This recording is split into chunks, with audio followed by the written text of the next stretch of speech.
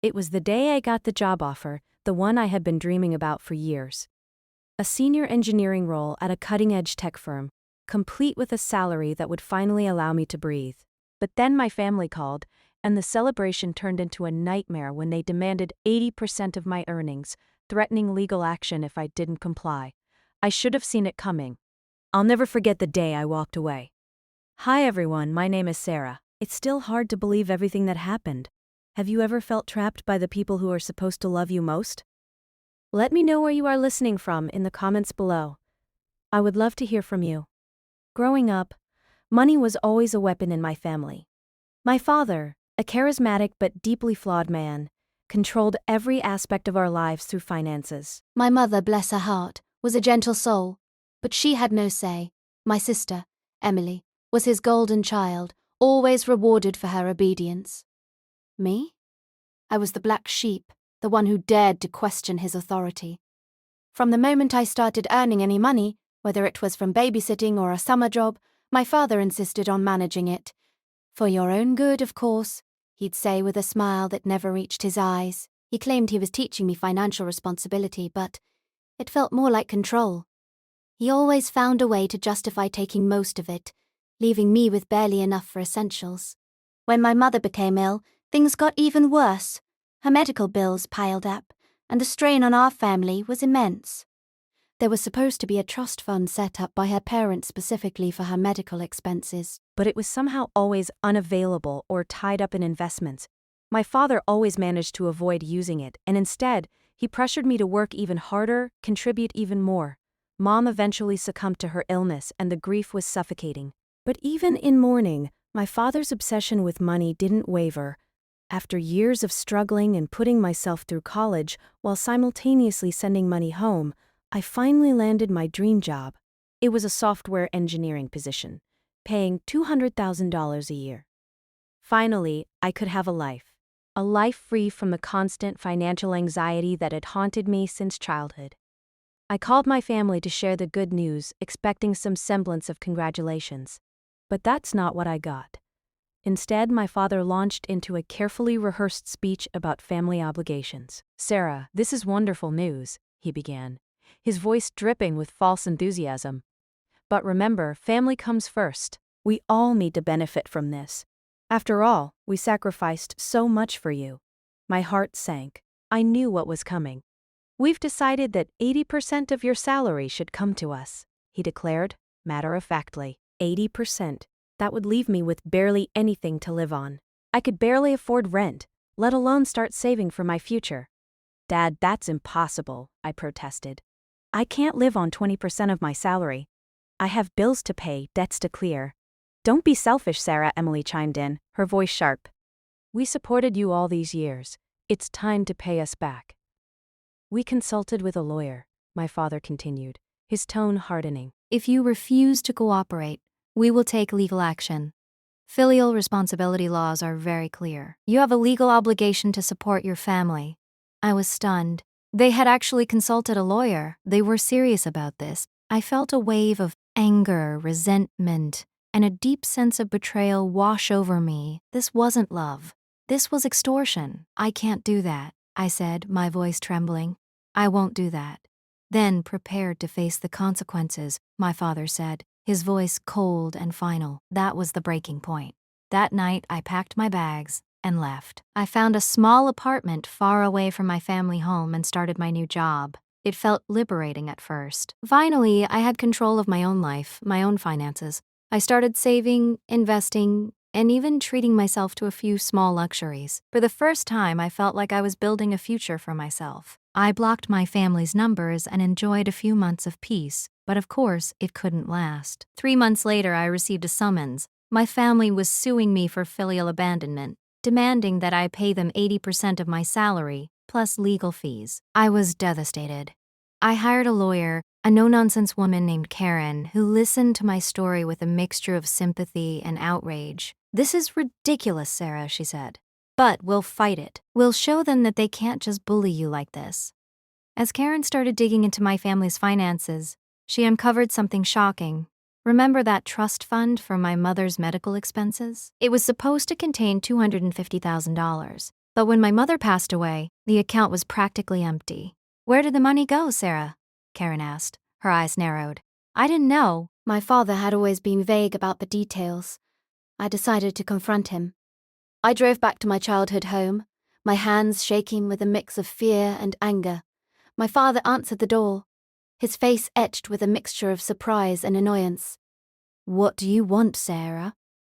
He asked, his voice cold. I want to know about the trust fund, Dad, I said, my voice trembling, the one for Mum's medical expenses. Where did the money go? He tried to brush it off, claiming he had used it for legitimate medical expenses, but I pressed him harder. Eventually, he cracked. He admitted that he had embezzled the money, using it to prop up his failing business and fund Emily's lavish lifestyle. I was disgusted. He had stolen money, meant for my dying mother, and squandered it on himself and my sister. I returned to Karen with the information, and she immediately filed a countersuit against my father for fraud and embezzlement. The legal battle was fierce and ugly. My family fought dirty, spreading lies about me to anyone who would listen. But Karen was relentless. She presented the evidence, exposed my father's lies, and painted a clear picture of their greed and manipulation. Then, another blow. Just as the case was reaching its climax, I received a call from my boss. I was being suspended, pending an investigation into allegations of intellectual property theft. What? I exclaimed, shocked. That's ridiculous. I would never do that. I know, Sarah, my boss said, his voice sympathetic. But we have to take these allegations seriously. Your sister Emily contacted us, claiming you stole proprietary information from your previous employer and brought it here. She provided documents that seemed to support her claim. I was furious. Emily was sabotaging my career to punish me for not giving them money. I knew I had to clear my name. I contacted Karen again, and she immediately launched an investigation into Emily's claims. It didn't take long to uncover the truth. Emily had forged the documents, fabricating evidence to make it look like I had stolen intellectual property. Karen presented the evidence to my boss, and Emily's lies were exposed. I was immediately reinstated, and Emily faced legal consequences for her actions. But the damage was done. The stress and anxiety of the legal battles and Emily's betrayal took a toll on my mental health. I struggled to focus at work and found myself constantly on edge.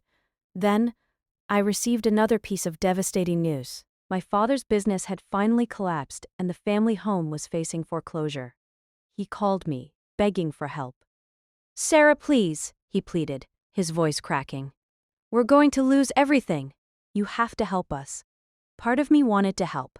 Despite everything, he was still my father. But another part of me knew that, if I gave in, I would be enabling their behavior. They would never learn to take responsibility for their actions. I'm sorry, Dad, I said, my voice firm. I can't help you. He hung up in a rage, but I stood my ground. I knew it was the right decision. The foreclosure went through and my family was evicted from their home. They were forced to move into a small, rundown apartment. Emily's lavish lifestyle came to an end, and my father faced the consequences of his greed and mismanagement. I decided to take matters into my own hands. I established an LLC called Legacy Restored, with one specific goal in mind. I went to the auction for my childhood home, and, armed with the money I had been saving, I outbid everyone and bought the house. The day I took possession of the property was bittersweet. I felt a sense of triumph, but also a deep sadness. I drove to the apartment complex where my family was staying. When my father answered the door, his face was gaunt, and his eyes were filled with desperation. Sarah, he said, his voice weak. What do you want? I handed him an eviction notice. You have 30 days to leave, I said, my voice cold. He looked at the notice, his face turning pale. You can't do this, Sarah, he cried. This is our home. This is my home now, I replied. And you were no longer welcome here. I turned to leave, but Emily stepped forward, her eyes filled with hatred. You're a monster, Sarah, she screamed. How can you do this to your own family? You did this to yourselves, I said, my voice calm. You chose greed and manipulation over love and loyalty. As I walked away, I saw my father sink to his knees, begging for mercy. Emily stood beside him, her face a mask of despair. I hardened my heart and kept walking. Before leaving the neighborhood, I made sure to post all the documents and evidence of my father's embezzlement to light posts and community notice boards. I ensured that everyone knew the truth about what he had done with my mother's money. With the remaining funds from the trust fund, I established an oncology scholarship in my mother's name at a local university. I wanted to honor her memory and help other families struggling with cancer. I rented the house to a deserving family, a young couple with 2 small children. They were kind, hard-working people who appreciated the opportunity to live in a safe and comfortable home. My family, meanwhile, descended into ruin. My father's reputation was destroyed, and he was ostracized by the community. Emily struggled to find work, and her once glamorous life was a distant memory. Several months later, I received a call from Emily. She was pregnant and alone, and she had nowhere to turn. She begged me for help. For a moment, I considered offering her a lifeline, but then I remembered all the pain and suffering she had caused me. I remembered her lies, her betrayal, and her unwavering loyalty to our father. "I'm sorry, Emily," I said, my voice devoid of emotion. "I can't help you." I hung up the phone and finally allowed myself to feel the full weight of what I had done.